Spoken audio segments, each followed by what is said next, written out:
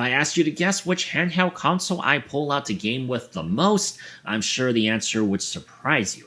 I've had a Trimui device as my go-to for retro gaming, and it's not the brick that has occupied most of that time. Instead, it's this tiny package called the Trimui Smart.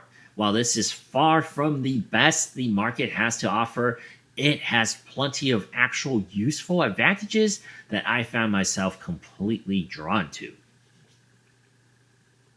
The number one thing that the Trimui Smart has going for it is its size. The Trimui Smart legitimately has a shot at being a micro handheld without it falling into like a party trick status for things like a micro arcade or an Anbernic RG Nano. Those are really unplayable.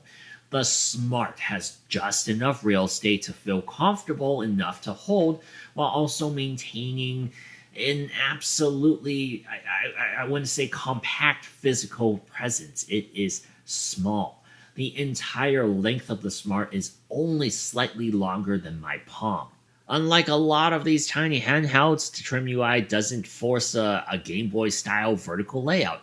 It instead utilizes a horizontal Game Boy Advanced design with the directional pad on the left of the display and the X, Y, A, B buttons on the right side. This makes it a lot less cramped on the surface while allowing the device to maintain enough space for the thumbs to operate somewhat comfortably.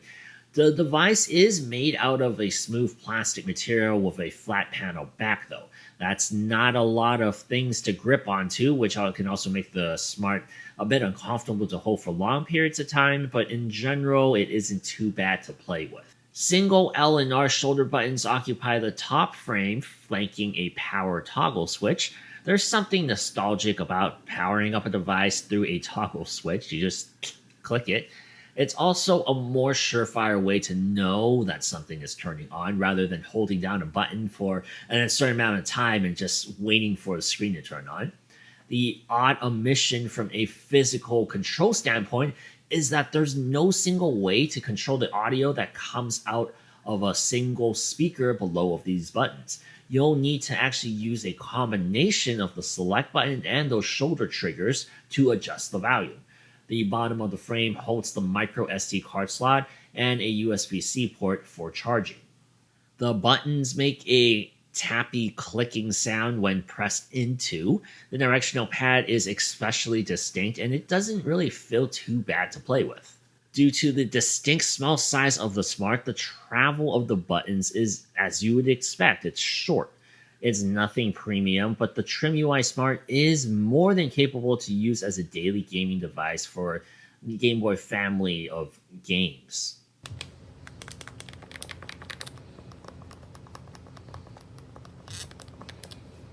The Smart relies on an all-winner S3 CPU that only has 128 megabytes of RAM and 8 gigabytes of storage. You'll be going strong and using the heavy-hitting games off of an external storage card, which is totally fine, but the specs for this Linux device is a bit lean.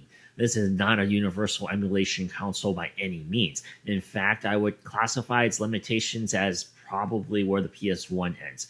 While it can run some games from the PlayStation 1 library, you'll likely encounter one of a few issues that pop up from prolonged usage. The ones that do run well, you'll probably run about 30 to 40 FPS constantly. Heating is a relatively common occurrence that will seek through that backplate and onto your fingertips if you play 3D games on the Smart for too long. Frame skips and audio tearing are also, I guess, some things that rear its ugly head with some PS1 titles, and that's to kind of be expected on something like this.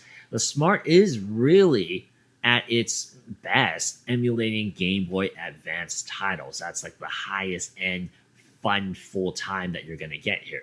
The entire library fits this small form factor like they were meant to be together. Game Boy Advance RPGs and Metrovania style games run really nicely together with the Smart's intent.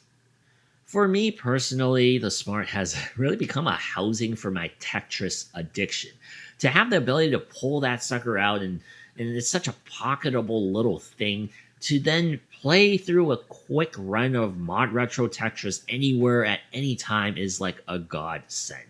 As much as I love my Mod Retro Chromatic or an Analog Pocket, I'm not going to be really bringing those out with me to a coffee shop and keeping it in a bag. I can literally, though, pull this smart out while waiting in line or even sitting on a toilet stall and throw it back into my pocket in seconds. Games that don't rely on progression like Tetris go perfectly with the Trimui Smart. You pull it out, get a quick game in, and pull it back into your pant pocket and head out. The biggest weakness of a device like this, though, is the display quality. While I wouldn't necessarily say that it's woeful, the 2.4-inch 320 by 240p IPS display just isn't great. I'd say that the 166 ppi count is just barely acceptable for a 4:3 aspect ratio of the display size, but I do see a lot of light bleed, and the display is just generally not that sharp to look at. Colors are also a bit dull, and there's not much to praise here. The only thing I can say that's remotely positive is that the screen size is pretty manageable for most games on the Game Boy platform. It's not too small to look at, and from an initial inspection, from a distance, it actually does look really small. However, when you're actually holding it and playing it, it's not too bad. Even text-heavy games are tolerable, as reading dialogue isn't as big of a chore on this as they are on some smaller micro consoles that I've reviewed. While the Trimui Smart can come with a micro SD card loaded with ROMs, it's actually best for efficiency to use your own card. I took it a step further this time and removed the UI that came with the device and instead installed MinUI to simplify the console's front end even more.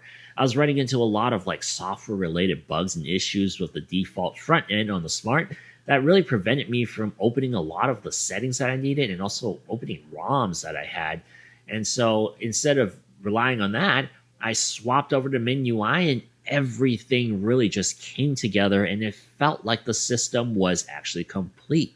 MinUI is an absolutely bare bones front end that perfectly encapsulates what the Trimui Smart should function as. By not relying on animation, case art, and other fancier mechanics, MinUI makes the operation of this somewhat inexpensive device feel much smoother than it should be. As for longevity, the 1000 mAh battery isn't large by any means, but because the device doesn't have any power-hungry pieces behind it, I was able to get a good chunk of gaming out of one charge.